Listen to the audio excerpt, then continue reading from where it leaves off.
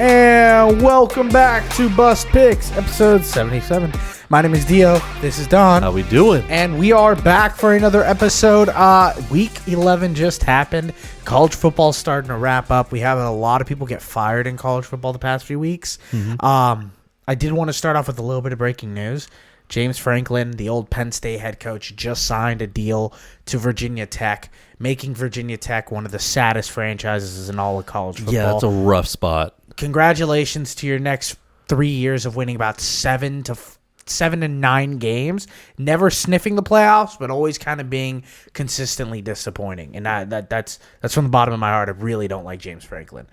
Yeah, I don't know how he's still getting high-end offers by any means. Did I have a bet on him to be the Stanford head coach next year? Yeah, I did, Don, plus 2,000.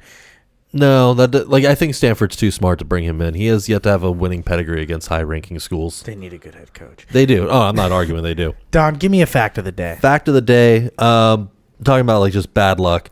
Gail Gilbert is... Gail Gilbert. Yes, we're going deep NFL. Okay. Ultimate, so there's a lot being made. There's always been a lot being made. Like Jordan has his 6 rings, but has not the most rings in NBA history technically. Yeah, Bill Walton. Well, 11. Yeah, not even. There's bench players who've gotten more because they've coasted around teams. Yeah. So if we're looking at Gail Gilbert, he has the record, but in a bad sense, like ultimate bad luck sense. What do you mean? Most consecutive Super Bowls ever. Was that with the Bills? 4 with the Bills. As the 3rd string quarterback. Shout out to him. Left the year the Bills didn't make it. Okay. Jumped over to the Chargers.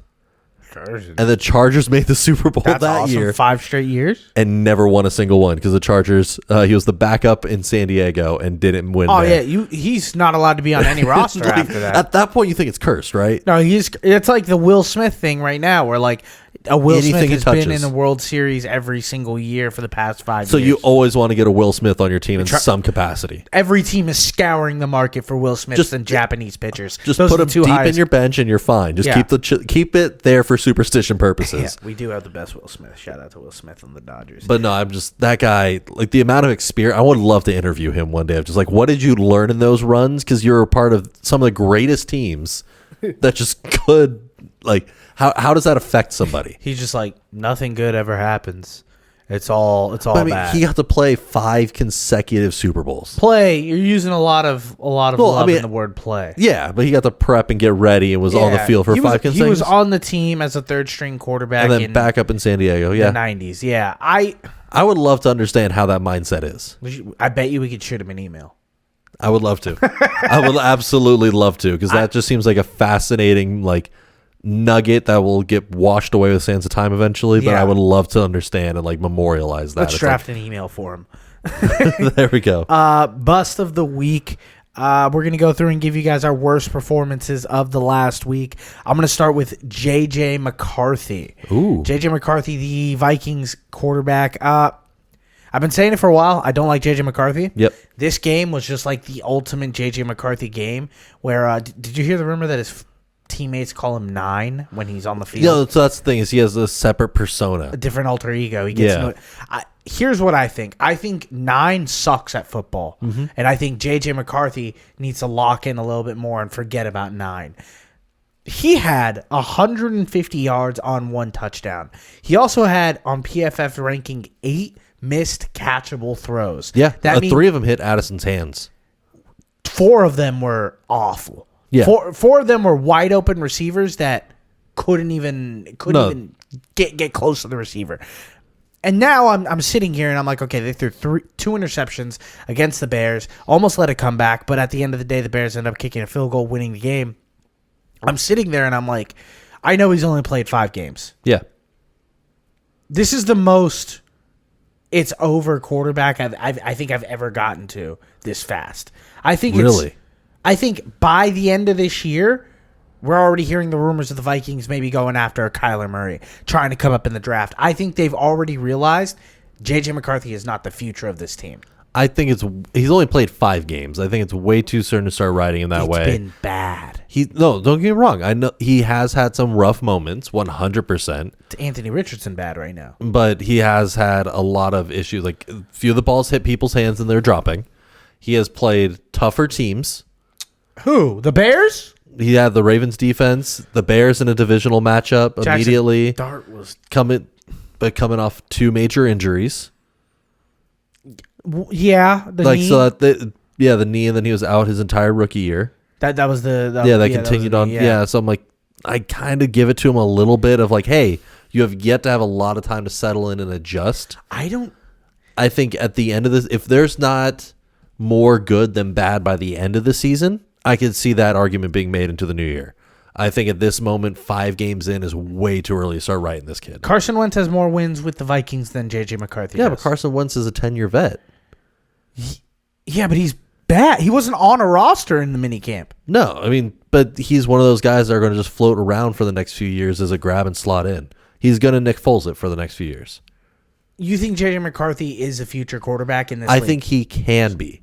I have, like, Are you higher on J.J. McCarthy or Justin Fields? I would say McCarthy at this point. Are you higher on J.J. McCarthy or Caleb Williams? Oh, Caleb Williams. Oh, I thought you were kind of a Caleb Williams. No, I mean, I think Caleb Williams isn't going to ever be elite, but I think he's going to be good and sometimes great, and that's all you need to be. Are you last one? Because you can win games that way. Do you think J.J. McCarthy? Do you think the Vikings would rather have J.J. McCarthy as their quarterback for the rest of this year or Kyler Murray? I think JJ. Okay. Yeah, I think What about going into next year? going the next year, I want to see how JJ develops for the rest of the season. This is interesting. I thought you'd be on my train of the J.J. McCarthy hate. There's a clear divide of people that really like him and don't like him. There's very little middle. I think I'm more in that middle, is because I think that there are, similar to a lot of rookie QBs, flashes. Second year player. But I mean, he was out his entire rookie year. He never even touched the field. We don't give any hall passes to players that miss their Get first year. out of here, Mr. Richardson is a 3rd-year rookie. He's allowed to Ben Simmons for a season. He's back this year. Anthony Richardson. Anthony Richardson's back. He kind of made me crazy. smile. I was like, he's back on the team. He's off IR. Let's get him in some packages. Insane. Don, who's your bust of the week? Mine, stat casting in the NBA. I don't know if you saw what happened in the it was the T-Wolves Nugget game in Minneapolis. I didn't even hear 2 about days this. ago. So that was November 15th. In the middle of the 3rd quarter, when the statistician and the meant to put in a double foul, accidentally locked up the entire statistic keeping system, and it just stopped other than the clock and the live score, just stopped keeping track of any stat for the rest of the game in the middle of the 3rd quarter. What? So people's people had to bets- go back and like rewatch the game and Yeah. recalculate everything, but the official statistician could not keep score because the system failed in the middle of the 3rd quarter Can't have that happen. but it happened live in the stadium. Oh my god! I'd be So freaking everyone who's out. trying to keep track of like fouls, if you're trying to keep track of timeouts and all that, just froze out. Oh my in the god! middle. So old school coaching, get the clipboards out. Let's start. Exactly. Yeah, And I'm kinda like, love that. how do we not have redundancy for that? Yeah, how do you Like not at have this like point, like a second laptop to plug in or some form or fashion of You're, something. you're so right. All it takes is someone to be like, "Yeah, I have it on Excel." Like it's- That's all it takes. Yeah. But like the idea that the NBA had, like the official league office had to go back, rewatch That's the a game, and billion-dollar redo company. the stats. Exactly. Like that. Like I understand that happens in a high school game, and it's like sure that makes sense. Even some lower tier colleges. I wouldn't. Like if it's a D2 school, you hear that happening, it's like okay, that's if I went fine. to a Cal State Fullerton basketball game and they didn't have statistical updates at the end of every quarter of what the players are at and timeouts, I'd be like, "Oh, this is not a serious sport." No, It's the bare minimum of what sports should be. exactly, because like there's so many stat heads that are following it, especially when you're at the game. You want to see how guys are doing because you're trying to watch a lot, but you're missing some of the assists, you're missing Also, the some gamblers. nuance. I'm not. The gamblers are affected too, but I'm just saying as a fan. They're hurt the most. Yeah. Oh, realistically, yeah. But I mean, he put that Anthony Edwards prop on the line, and all of a sudden he's like, in the 3rd quarter, am I sweating or is it easy? I'm just saying, how is a billion organization. You know what? They're getting sloppy and they don't care anymore. And That's know what it that feels we're gonna, like. We're going to eat it up anyway. Here's the thing about the NBA. We're not going to eat it up. If you think people are tuning in on a Timberwolves game on a Sunday afternoon while there's plenty of football going, you got another thing coming, buddy. This is 3 days after this event. I had no idea it happened. No, it barely made it. But there is a cool graphic that came up at the end where I think it was for Anthony Edwards, where they could, because they didn't have the live scores or anything. Yeah. So when they give you the tagline at the bottom of how players did, it just said, did really good this game. I love that, though. That's cool. So that game was a cool I need moment. more They of just had those. to have that on the fly. I need more of those. I want like the team Twitter pages to always throw out like LeBron James look sharp. You know, this is all it needed. yeah. Don, who's your Hall of Famer of the week? Hall of Famer of the week. I've been going back and forth on this one a bit. I think I want to give it to George Pickens for just Don, read that bottom line right there. That says George Pickens. We both. That's a double Hall of Famer. like I understand it's the Raiders defense, but the idea that this man was able to drop shoulders, 9 run through guys. for 144, and every catch was dynamic. It was after the catch stuff that was the craziest. But what's being slept on in that stat line is he didn't play the whole game. No, he was forced to sit the first drive. Him and CD. Yeah, it's what George Pickens allows just CeeDee Lamb to do, but Yeah, the whole team. George Pickens is so geared up for the biggest payday of his life. Oh, Des yeah. Bryant was on Twitter being like, hey, man, I know you're worried about the payday, but just let you know it's different to be a Dallas Cowboy. He almost does kind of being not like, care. please take a pay cut. George Pickens deserves to be a top 10 paid wide receiver in the NFL. Yeah. He is gifted beyond belief. Oh, 100%. It's the ego that's keeping him yeah. in a wide receiver 2 role. I'm sorry, he's a receiver. No, he's a diva, 100%. But like, there's a scale of diva-ness. For sure. You don't ever want a level 10 wide receiver diva. No. We can survive with an 8, a guy that goes out on Twitter every once in a while. Maybe he's reading a book on the sidelines type stuff. I'm okay with an AJ Brown level diva. Like, Yeah. and even then, like his comments have never been too crazy for me in terms of how far I know they can go. Yeah, and then you can get to like the 7s, the 6s. They kind of have their own podcast. Yeah. The Amon-Ra St. Brown's doing a couple little dances, stuff like that. Sure. All right, cool, fine, whatever. It doesn't get in hot water. But the Antonio Brown category is just yeah, we got to stay away from those at all costs. exactly. And I'm worried Pickens might get there. He's not at Antonio Brown. That guy's a No, he's in a different club. But I'm saying on-field diva. I hear ya. Like, after he left the league Chad is something else. Ochocinco's, Yes. the dancing in your face. I'm going to be doing what I want to do. Yeah, the TO kind of level. It's like The thing is, I think George Pickens is just good enough to be. I know, that. but is Ocho Cinco was. Yeah, that's what I'm saying, like, yeah, so it was Tyreek TO. Hill, So like, yeah. I respect you're that level. Yeah. If you just tone it back 3, just instead of a 9, come down to a 7. Get to a 7. You'll be a top paid receiver in the league next year. I don't even. You can be a 10, and I still want to see him catch. Oh, balls. I still want to he's see him elite. catch, but I just don't want to see him fighting people on the sideline like he was doing in Pittsburgh. Yeah, he can't do that. Yeah. Let's get into play ball. We're going to go through 7 of the best games next week and tell you what we think about them, give you our bets. We're going to start with the Thursday night football game, the Bills versus the Texans, a Texans team that's kind of come back. They're 5-5 now. Yep. Playing with the Davis Mills experience, Stanford. And Josh Allen, the only quarterback ever to have multiple 3+ passing touchdowns and rushing touchdowns in a game. Yeah. He had one of the best games ever. Texans defense is real. This Bills offense is real. A movable object versus, momentum. Who do you like here? For me, I'm taking the home dogs. I'm taking Houston in this one. I know Josh Allen is coming off his sun god game that he could put up per season, but to me, there's the minute I saw that 80% of the public money is on Buffalo, Buffalo to cover. it made me sketched out. Yeah, I know. Like that right there, I'm like, okay, there's something wrong with this line. I get why they're there. And for me, where I'm moving off Josh Allen is his home away splits are show a noticeable dip in talent, on field talent. Have you publicly come out with your Josh Allen feelings of late? Josh Allen's great. I'm not saying he's not a elite level quarterback. You're not at disrespect that you are for Joe Burrow about him. No, but I can see there's moments where you're talking about Josh Allen around me where I'm like, I can see the seeds of hate in your eyes. I want to starting see him grow. have a more complete game. What's more complete than what he did last week? So last week was great. Yeah. Home and away splits for Josh Allen in his career. He's hear it. 48-14 at home. Okay. Incredible win-loss ratio. That's over 70% wins. 35-24 away.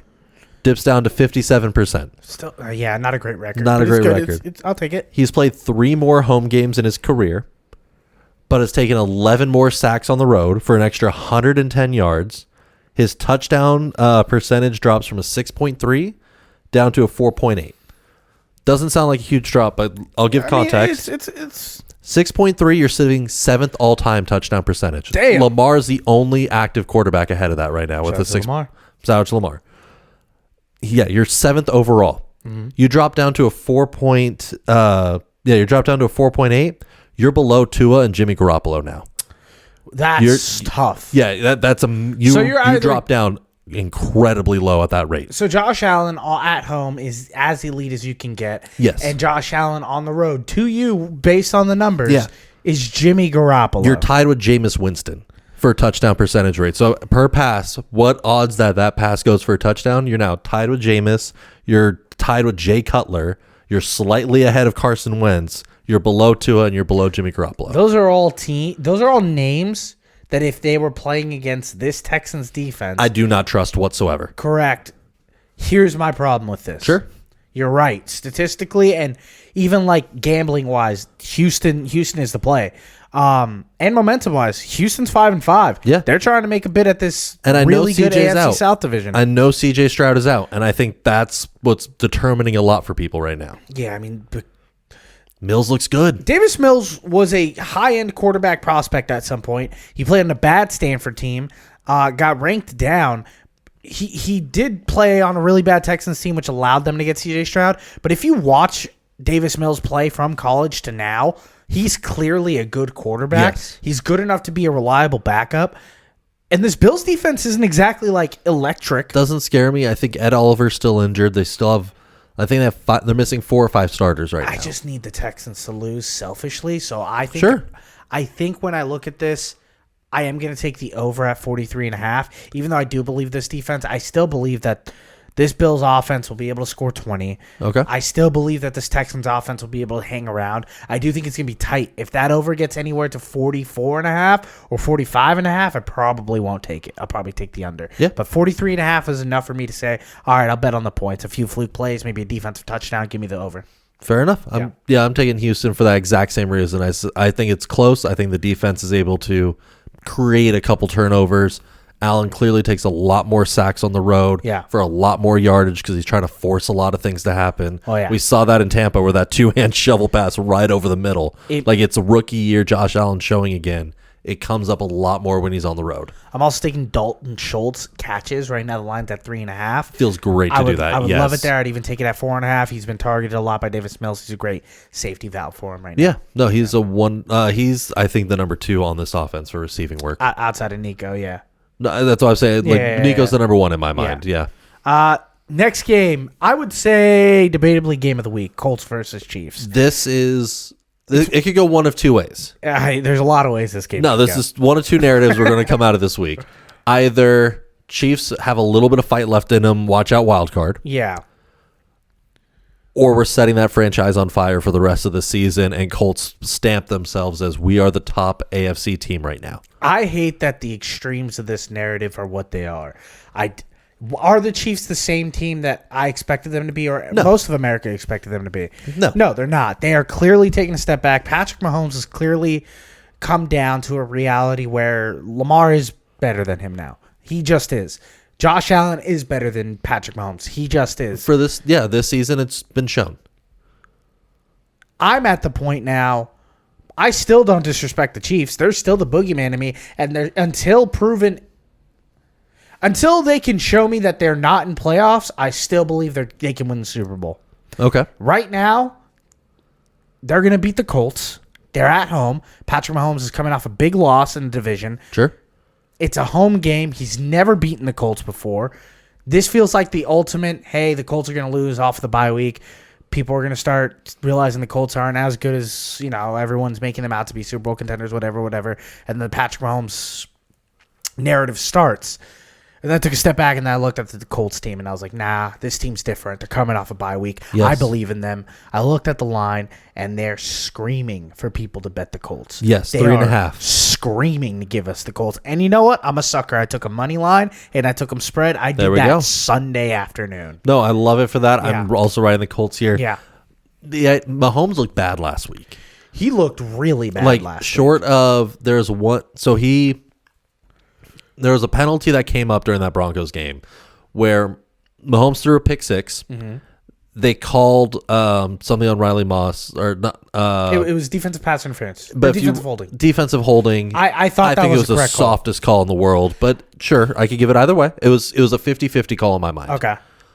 And then Mahomes then throws another interception immediately afterwards. Almost the exact same play. No receiver in that vicinity. Yeah, Just he a tried to get duck. it over, and then Barron was just in the soft zone and just got it right away. Yeah, he didn't have to jump. He did have to turn back a little bit, but because the ball that's I saw what Mahomes was trying to do. it's just not working right now. It's just not. He's not able to make. He those threw throws right two now. picks in the same drive. Yeah. Now, the Broncos defense is pretty good. Broncos defense is very good. I know that they are. But the Chiefs defense is what scares me right now more than anything on why I'm okay taking a hot offense, the number one offense in the NFL right now by statistics. Mm-hmm. The Chiefs defense so far has had no turnovers against 5 of the top 6 teams that they've faced so far. They had, if you look at their record, any team that has a winning record right now, They haven't been able to force a turnover. they have except for one of not them. forced a turnover, and they've lost 4 of those games. Look, and this was them last week against the Broncos off the bye week. Yeah. This is supposed to be the Andy Reid unbeatable bread and butter. We talked about it last week where we were like, do we like the Chiefs off a bye week? No, Andy Reid's like a god after the bye Yeah. week. I don't know. I do. This is blood in the water for me. I'm really nervous about this game, but the Colts have the opportunity to really, I wouldn't say shut the door because I don't think the door can get shut this early in the March. But this sets the narrative for the next few weeks. I think it shuts the door for division. Yeah. Oh, this locks up the division. I think now it's a Broncos Chargers race for that division. I think the Chiefs are now looking at Jaguars' schedule, being like, all right, well, how can we jump the Jaguars? Yeah, that's what you're fighting Yeah. to. Is you need to get ahead of Jacksonville. You need to get ahead of the Bills You got to get ahead of Baltimore. or the Steelers. Yeah. Like you have 4 Baltimore, the Steelers, depending on who comes up in wild card. Patriots are wrapping up the North, so you still have Buffalo. Then you have Jacksonville. That's going to be a hard wild card spot to jump into. Do you think the Chiefs still end with a positive record? I don't know. I need to look at the last few weeks. I don't have their schedule Yeah, memorized. But based on how they've been playing, if they're out of their last 5, I think they still have to play the Chargers twice. I think they play the Broncos one more time. then no, they don't. No, they don't. Broncos already proved that they're not scared anymore. And Yeah. that was Bo Nix not having his best game either. Bo Nix is bad multiple games in a row now. And it doesn't matter. It does matter. They've just eked it out. That's why Yeah. in those games it did not matter. Yeah. I think Chargers, if they can figure out just something in their O-line and split them 1-1 with the Chiefs, Yeah, Hampton's supposed to be back in a few weeks. So is that's going to help. Joe Alt should be back soon too. And if Joe Alt's back, I think the minute Joe Alt is healthy, He's the most Chiefs lose are going to. the most valuable player in the league. He is right now for the Chargers. Chiefs do not win that game with Joe Alt in. Steelers versus Bears. Steelers coming off a huge win. Aaron Rodgers broke his wrist or damaged his wrist. He's still expected to play this week. So it was reported it is a minor break. They didn't specify what Yeah. broke, and his non-throwing wrist. Oh, I didn't know that. I thought it was his throwing wrist. Wait, is it not? Is it not throwing wrist? That's at least what he came up holding was Okay. his left wrist. That's fine. I'm okay. Look, I've enjoyed this Steelers ride. Yes, they beat the Colts, but what they've been able to figure out with their offense has been really fun. Darnell Washington's kind of like a real weapon now. Jalen Warren's kind of showing you he is a number 1 running back in the league. But they don't use him. My goodness! Well, that's the because amount they of have the star running back Kenneth Gainwell, Don. We have to get Kenneth my Gainwell his goodness, touches. I hate Art Smith so much. Like, how are you in this league as an offensive coordinator? Steelers defense is kind of starting to come back alive a little. Like they were able to stop a super electric Bengals offense, a super electric Colts offense. They've been able to really shut down these past 3 weeks. I really like them in this matchup against the Bears. The Bears have barely been eking out these wins little by little. I know they're 7-3. This feels like a Steelers win to me. I don't think they're going to get many more down this road, but I do think they win this game. I'm taking the Bears on the flip side here, just being the home team. Mm-hmm. You immediately get a little bit of advantage there. TJ Watt has not scared me on this D-line whatsoever this season. He's had like I said, the past 2 weeks, he's had a pretty good past 2 weeks. But yeah, for the last 2 weeks, Yeah. but they're still the number one best defense to go against for the passing game. Yeah, they're Like not they are great, yeah. averaging, giving up 261 yards a game right now through the air. Yeah. They're also averaging over 100 yards rushed against them. They're the 19th best run defense They're in the league. terrible against the run. They're just terrible on defense. Like Sometimes they show up and they shut people down. at moments they do, but I think with the amount of weapons the Bears can have And the creativity. and the Yeah, I creativity see what you mean there. with Ben Johnson there, I mean, between Swift and Monangai, I think that's a great double-headed backfield that you have. Yeah. Rome is there. I know that we haven't really seen a lot of Luther Burton yet, but it'd be nice to see Luther do a little bit. He had one catch last week. Colson Loveland's starting to come back He's alive. starting to come back alive. DJ Moore is still DJ Moore. He's still smooth. DeAndre Swift is running really hard. DJ Moore's dropped a couple big passes. A lot of Bears fans are starting to get a little upset about him. That defense, while not great, like they don't have the personnel, they just somehow create turnovers. I think they've had a turnover every single game this year. They have. They've been able to force one. Majority of them are when they're on their side of the 50. So when they're backed up closer to the end zone, they're able to just lock it down a lot easier. So for you, are you thinking Bears -3? I'm thinking Bears -3 in this one. I'm taking Steelers +3. Because to me, I'm like, if Rodgers is playing with a broken wrist at 40 years old, Don, but that doesn't scare me. you haven't thought about him owning the Bears. He does own the Bears. In Chicago one last time. They need to get one good hit on him, and that wrist is cooked. If there's something actually broken in this wrist, like that the Steelers have come out and said that there is. There's no part of you that wants to see this man in his last year go out on his shield. Not really. You hate Aaron Rodgers. I think he's overstayed his welcome. I don't like him as a person. I hear That's you. fine. And if it is Mason Rudolph, I'd rather Rodgers with the broken wrist than Mason Rudolph out there. I think you just want to be. You clearly have ulterior motives. You want the Ravens to win the division. I just think this is the Bears coming up more than anything right now. So you have Bears -3. I have Steelers +3. Yeah. Got it. I think the Steelers are going to win that game money line. Jets versus Ravens. Don, it's your team. I don't know how this is in our 7 best matchups. It's kind of a bad week. It was Packers Vikings, but I was kind of done talking about the Vikings. Okay. And I kind of want to talk about the Ravens. Fair enough.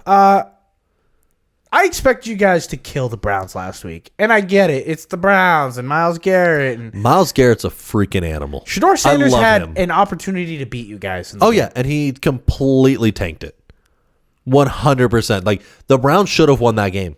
I will stand on this and then say the Browns had every opportunity to take that game away if Shador played average quarterback ball. Where's your confidence? This is a revenge game. I don't know if you've heard the narratives. Tyrod Taylor against the Ravens, his old team. I don't know how this. That's half the league. That's like saying it's a Ryan Fitzpatrick revenge game. He won It's a like, Super Bowl no. with the Ravens. He did. Yeah, he was our backup. This is as revenge as it gets. It's this, And the then he Bills. went on to the Giants, the Bills. He had a stint on the Chargers, and I want to say the Dolphins too. He's been all over. He's been all over. I don't know. Which I feel okay. I feel so bad for Tyrod. Like, Yeah. real talk for a second. Outside of like the amount of freak injuries this guy has had in his career. Someone pierced his lung with a needle. With the needle while they're trying to give him a pain reliever. Yeah, and just somehow missed. Like he got hurt in practice after being named starter for the Jets. Yeah, and then they're like, just kidding, it's Justin Fields again. Lock in, boys. If you could bubble wrap this guy for until game time, like just safety, keep him fresh. Yeah. I think he would have been a great quarterback in this league. In the one Tyrod Taylor game we saw on the Jets this year, he was slinging it. They lost the game, but he was He looked noticeably better. Offense was moving in the passing game a lot more. The running Yes. game was, Justin Fields is one of the best running quarterbacks in the league. So Yeah, he is. But I do like the Jets to cover plus 13.5. It's a big number. They It weren't is. ever able to cover the big number last week at 12.5. Give me an extra point. I think the Ravens, while I do believe that they are still a Super Bowl contender, while I do believe in this team, I don't believe in that defense quite yet. I do think that they have a tendency to keep bad teams hanging around a little longer yeah, than they we don't keep the foot on the throat as tight as we need to. I know I'm the Derrick Henry hater. I know it. It's my thing. He looks noticeably just a little slower. You don't believe that? I don't know if he looks noticeably slower. I just don't think we're using him in the same way we will as it gets closer and tighter I keep games. getting told that you guys are going to that this is the But week. we have yet to really give him a 30 carry game that we did last year. To let him really just eat defenses the way he does at the end of games after he's just beaten you up. Why not do it on a Jets defense that's been We're not going I to. know. At the minute we get no, and I can tell you right now, Justice Hill again? it's not Justice Hill. It's a Keaton Mitchell game. If the Ravens get up by 10 at any point in this game, it is Keaton Mitchell's going to come in for almost every major carry in the entire game. I hate all the words that are coming out of your face. I'm not a fan of it either. I have Derrick Henry in half my fantasy leagues. I'm hoping that before halftime he falls in the end zone, and that will just save the week. And then Keaton Mitchell's taking over in the second half.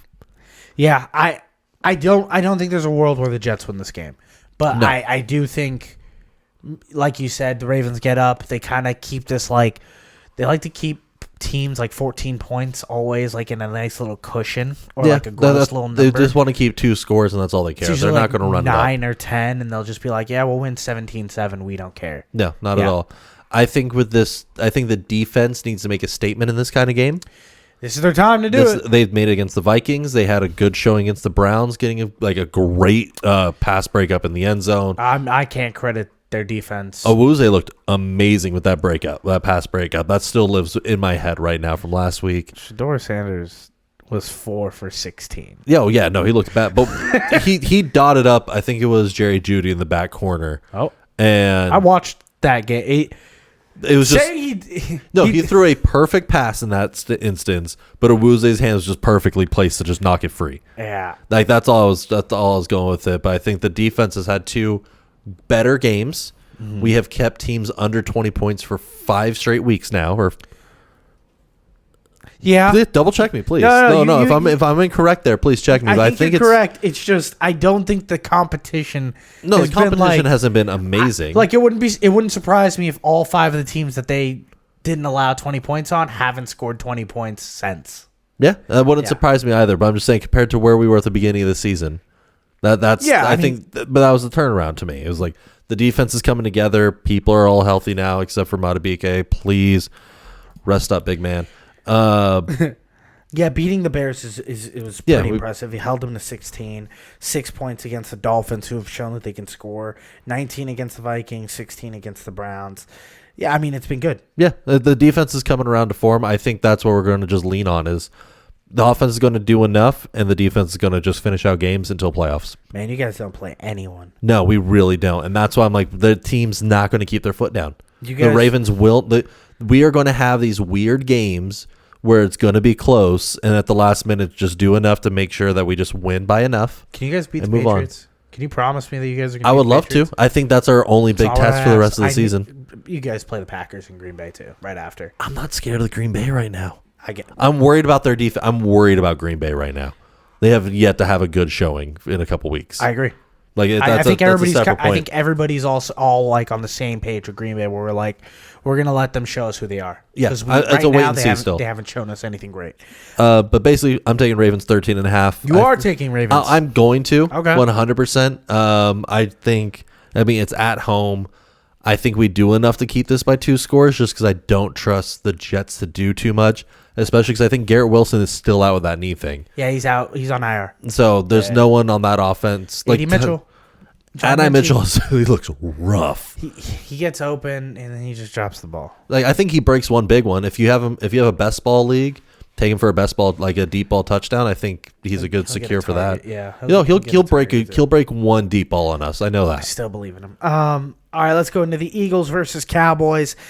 Eagles playing one of the worst offensive showings in the back-to-back weeks. Meanwhile, the Cowboys, kind of the opposite team, no defense, incredible offense. Yeah. Eagles That defense looked good against the Raiders. scariest, against the Raiders. Everyone looks good against the Raiders. That Eagles defense looks championship worthy again. Yeah, they come around. Do you think that this Eagles defense stops this electric Cowboys offense that we just praised George Pickens for?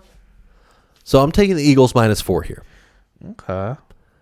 And I'm taking it on the goodwill to the city of Philadelphia and to this Eagles organization. It's in Dallas. I know. Okay. That I think if out of any week for the Eagles offense to show up, It's against the worst defense in football. it's against the worst defense in football and a division rival.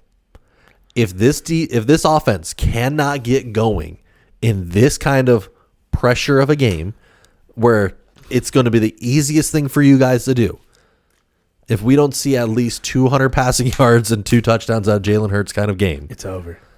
I am writing this offense off now. Yeah. But I cannot do that in good faith yet. I know it's been a rough go. This is the test for me. If you can't do this, I agree. who can you do it against? I Who agree else with are you you. going to show up? I love the Eagles in this bet. I'm not going to take the Eagles. I'm actually taking the over at Sure. 49.5. I love that. I think both these teams could score 40. Oh, in a heartbeat. Yeah. This is Wh- it. This is it for Philly. I'm with you. I'm just putting way more on the line where I'm just like, this is it. If the Eagles can't do it and every other team besides the Raiders have been able to do it, Can you trust the Eagles anymore? I Because will that not. defense is elite. That defense will carry them to the playoffs. I don't think that defense will hold against the Rams. I don't think it'll hold against Seattle. I think it can. I think that defense. I can think the defense genuinely will win do them a well. Championship. I don't know if they're able to hold someone to 16. I don't think they score 10. Yeah, I mean they're That's my rough. worry with them They're right rough. Let's get into the Buccaneers versus Rams Sunday Night Football. The Buccaneers coming off of a huge loss against the Bills, and the Rams on a tight win against in-division rivals Seahawks. Look, the Buccaneers are still beat up. Yes. They're fighting for their division. Matthew Stafford is playing at an all-time level. He's making an MVP bid. I think it's him or Jonathan Taylor are the two front runners in my mind. Drake May's in the conversation as well. But yeah, I think the Rams are the best team in the league. I think everybody feels that way. I do like the under here. I think the Rams defense is elite. I know the Buccaneers have been able to score, but I think the Rams kind of have their number against the Bucs. They've been able to show multiple times in the past few matchups, whether it was with Brady or Baker in the matchups, that they've been able to stop them offensively. Yeah. I think they continue to do that. And the under is so high at 49.5 that I'm gonna take it there. It's just a lot of points. No, that is a lot of points. I'm taking the Rams -6.5.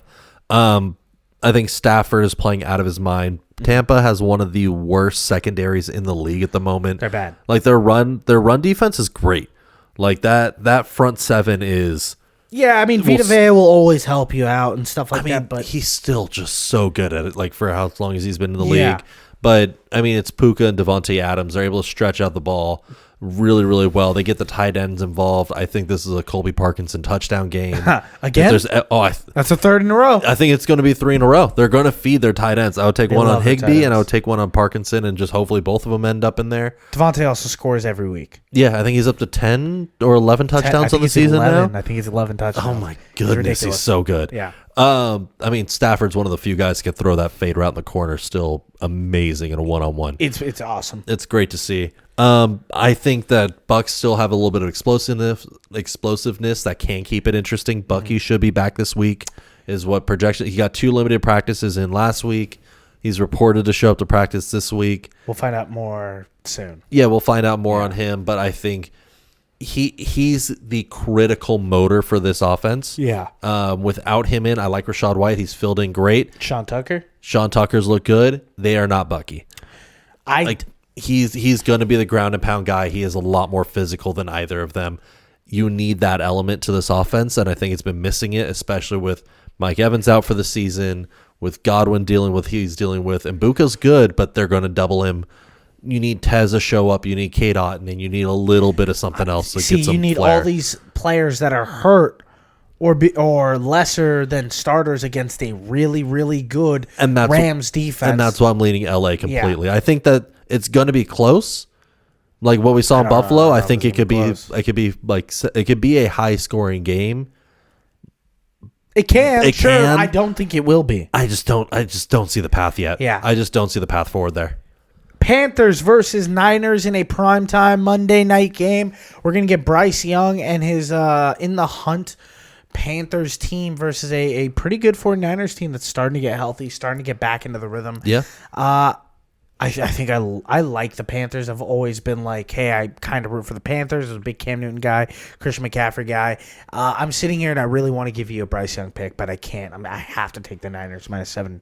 I think the Niners are going to end up at the end of the year. We're going to look back at them and be like, yep, that's one of the most complete teams in football. No, I like it there. I'm leaning George Kittle for a touchdown in this one.